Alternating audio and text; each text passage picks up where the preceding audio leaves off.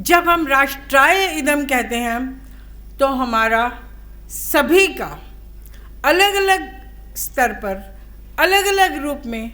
अलग अलग कार्य करते हुए, अलग अलग परिस्थितियों में, अलग अलग समय पर अलग अलग प्रकार के कर्तव्य हमारे समक्ष प्रस्तुत हो जाते हैं। राष्ट्र, जैसे कि मैंने कहा, एक जीवित जागृत विभूति है। उसके एक प्राण हैं और वह प्राण है उसके धर्म, उसकी संस्कृति, उसके पूर्वजों के द्वारा दी गई थाती, उसके पूर्वजों के द्वारा दिया गया यह ज्ञान, यह ऋषियों मुनियों का दिया हुआ ज्ञान, जो नदियों के तट पर बैठते थे,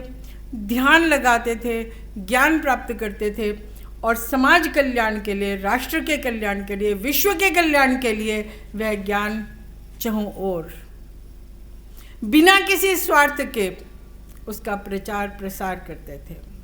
यह एक लंबा इतिहास है, 2000 वर्ष से अधिक का लंबा इतिहास है, जब हमारे आचार्यों ने अनेक देशों को सांस्कृतिक और सभ्यता के स्तरों से बहुत ऊंचा उठा दिया। हमारा यह देश, इसका कण कण, जैसे कि चमकम मंत्र में आता है कि इस देश का पत्थर भी मेरा है, इस देश का कण कण मेरा है, अश्मा च में मृत्यश्च में, इसकी मिट्टी भी मेरी है, इसका कण कण मेरा है। तो उस सब की रक्षा कौन करेगा? यदि सीमाओं पर आक्रमण आता है तो सेना जाती है। हम सैनिक नहीं हैं, सीमा पर नहीं जा सकते, परंतु अनेक प्रकार से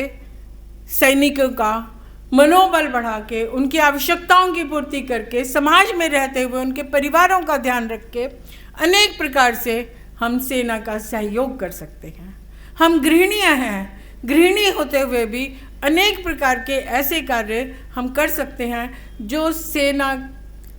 जिस समय हमारा सैनिक सीमा पर लड़ रहा है उस समय हमारा कुछ अलग ढंग का कर्तव्य है। जब हम देखते हैं कि हमारे ही देश में हमारे ही मान बिंदुओं को नष्ट किया जा रहा है,